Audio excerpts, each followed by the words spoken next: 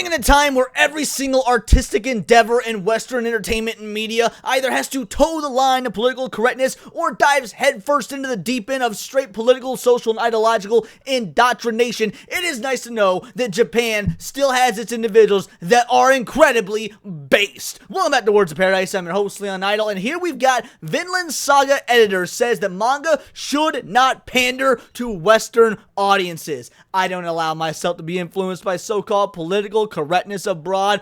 Oh, you know it's gonna be a good one anytime we got some of these OG anime and manga authors and creators saying, dude, you know what? Screw America and the way they do things with their woke DEI politics, this, that, and the other. You love to see it. So we're gonna get into this before we do. Hit that subscribe button. I'm a nerdy news channel. I cover nerdy news every day. And as a weeb, as the official resident weeb, I got a little bit of insight into this, and I cannot wait to share it with you. So we're gonna get into it. In the opinion of current editor-in-chief of Kodansha's weekly afternoon manga magazine, Akira Kanai, the opinions and socio-political views of Western audiences should have absolutely no bearing on the creative decisions of Japanese manga, and yet they are trying to. And we see Sony actually holding press conferences and seminars and classes for to bring a more worldwide view to anime creators. And I know anime is not the same as manga, however, my point remains the same. You do in fact see the West trying to influence the East, try to influence Japan specifically to make things more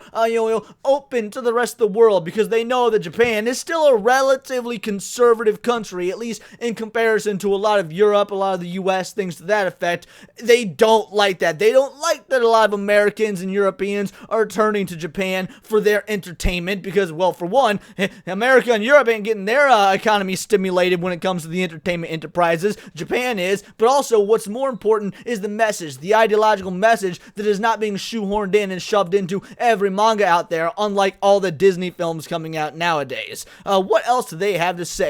Joining Kodansha in 1994, meaning homie has worked in the industry for 30 years now, probably has a pretty good idea of what he's talking about if I had to wager a guess. Kanai served as an editor across a number of the publisher's various manga magazines until eventually being promoted to his current position as WEA 2015, during which time he oversaw a number of notable manga works, including Gaman Sakurai's Ajin Demi-Human, which was a great series, by the way, Bin Kusamizu and Soburu Megumi's Fragile, I'm not familiar with that one, and Makoto Yukimura's Vinland Saga, probably the biggest of all of these. A manga that was thought to be unadaptable, and then when it finally had an anime made, everybody was terrified, and it turned out to be a certified banger, because when you let them cook, folks know what they're doing. Sometimes, I mean, let's be real, there's just some really just atrocious, awful anime and manga out there, but that's not the point of this video. It was in his position as a manga industry veteran that Kanai offered his opinion on the topic of the West's ever-growing attempts to force their cultural standards upon Eastern media during a recent career retrospective interview given to German manga news outlet Manga Passion. Alright, hold on. Look, I appreciate the message, but I don't know how I feel about the Japanese and the Germans getting all buddy-buddy, because last time that happened, Hawaii took a hit. Although, given the current state of America right now, maybe it would actually be a good thing. I'm on the fence. Either way, as to what extent do you already think about the potential international success of a manga, and whether he tries to work with mangakas to perhaps try to make their works more accessible to audiences outside Japan? What a loaded question they tried to give him. The editor confidently asserted, no, not really. It's such an eloquent, wordy written question. Oh, do you try to make your work more accessible to audiences outside of Japan, given the potential international success of manga? Nah, not really. Like, that is a Luffy answer or a Goku answer. Like, all these shonen pro tags that are, like, sort of just dumb and simple and not very verbose. Like, I love that that's how this man's brain actually works.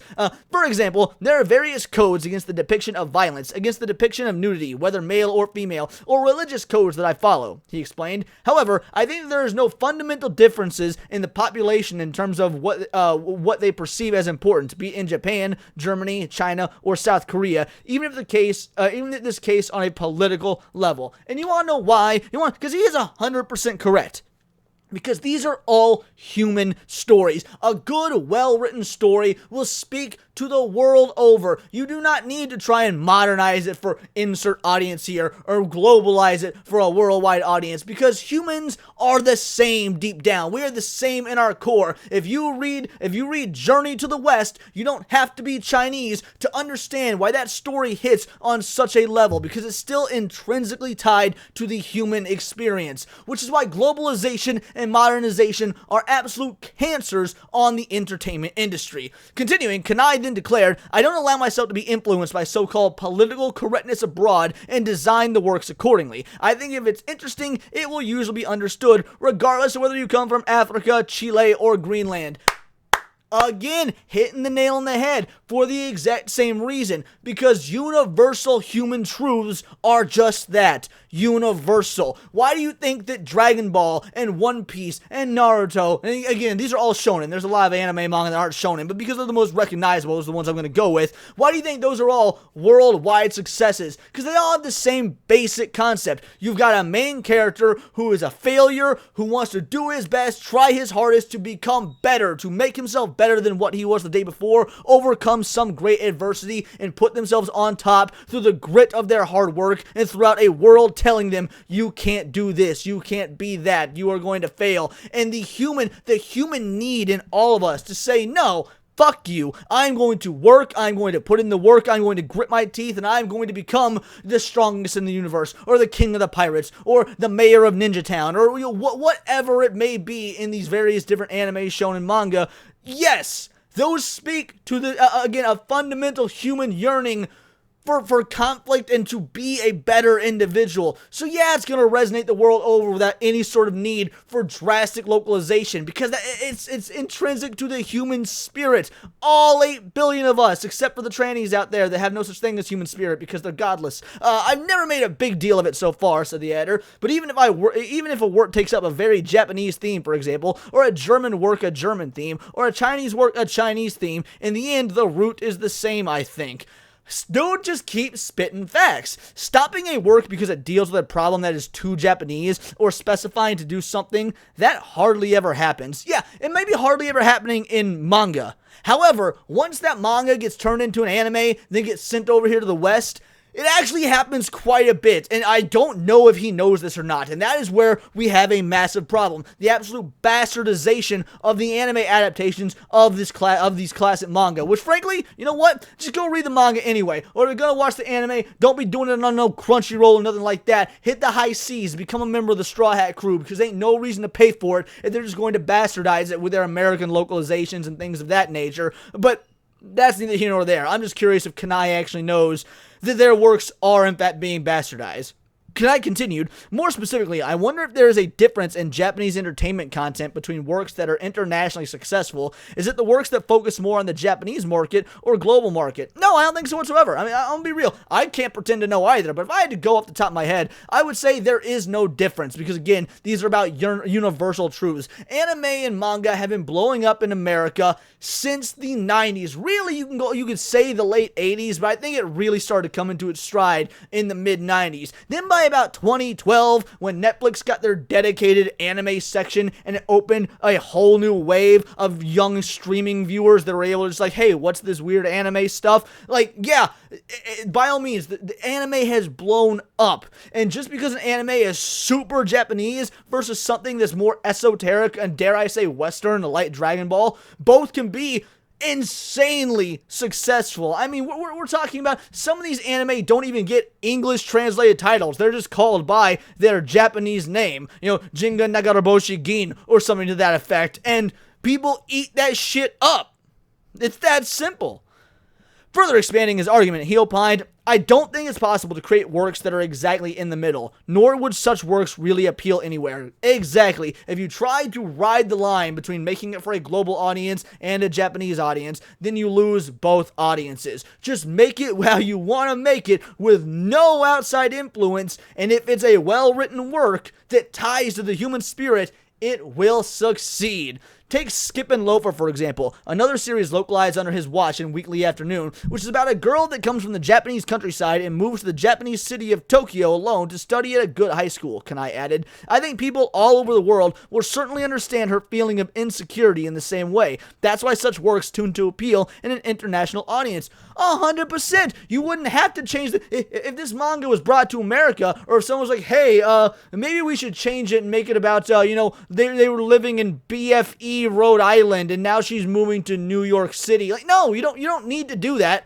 We all understand the concept of moving from small town to big city, or moving from countryside to big city. You don't need to change the locations or globalize it or localize it for it to hit harder. It's the core concept that we completely understand. Nothing about it being set in Japan or intrinsically Japanese makes it more difficult to tug at the reader's heartstrings. So again, he is 100% correct. But there would be people that would try and tell you otherwise purely because they need to change things, they need to indoctrinate you, they need to make it more Western, because they are terrified of people falling in love with the art and the entertainment and the media coming out of the East, because it hurts their message. In this respect, I really don't think that works need to be adapted for audiences outside Japan, he concluded, although I'm not sure how it is for people from countries where there are no rural areas or cities. I have no idea what it's like in Dubai. Maybe I'm biased. Homie got a sense of humor as well. And to this end, pressed later by Manga Passion if he thought global exchange was important for the medium of manga,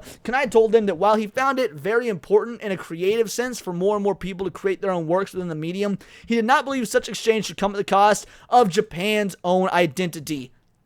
This is the most important part. Why? Because last week, or maybe 2 weeks ago by this point, I released a video talking about how Sony is quite literally taking people who create anime, work on anime, individuals in that industry, and having them take classes on making anime for a global audience.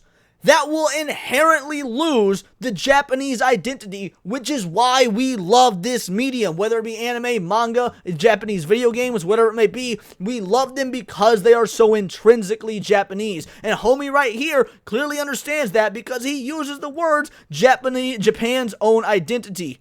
That's what we as the consumer in the West are after. That's what we want, is Japan's identity. So when you've got individuals like Sony who are out there trying to train their anime creatives on a global market, that is going to remove the identity. It is going to be a notably worse project or product because it loses what we love, which is the identity that is so very different than what we're getting here in the West. The mindset that Japanese publishers will get poorer and poorer if they don't expand overseas is pathetic and should be abandoned, he affirmed. Here, not every manga or anime is going to make it to America, and that's O-fucking-K.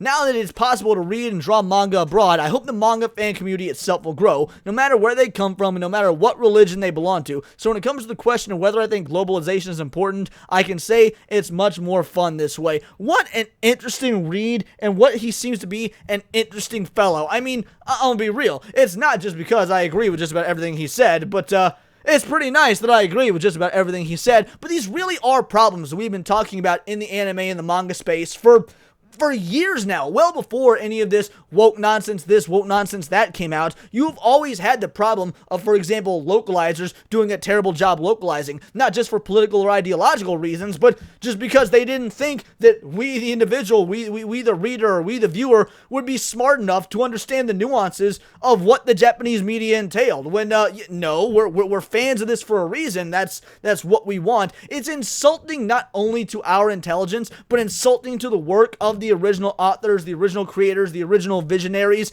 and many of us who are the actual paying customer are tired of seeing both our intelligence and their work insulted purely because you need a job and think that we're so dumb. And now we can add the wokeness, the political stuff, the ideology on top of it, because clearly the political correctness is something that the Kanai there very much knows is a thing. When he rattled off all those countries earlier, I thought it was very suspicious that he specifically left out the United States, considering the United States, if I had to wager a guess, is probably the biggest, is probably the second largest state or market share of that sort of media. The United States probably has the second highest sales in manga, anime, things like that. Definitely the highest in the West, at least, for very obvious reasons. But he didn't mention that, probably because thinks that we're a lost cause. A lot of folks in the East, from what I hear and read, think that we're a lost cause.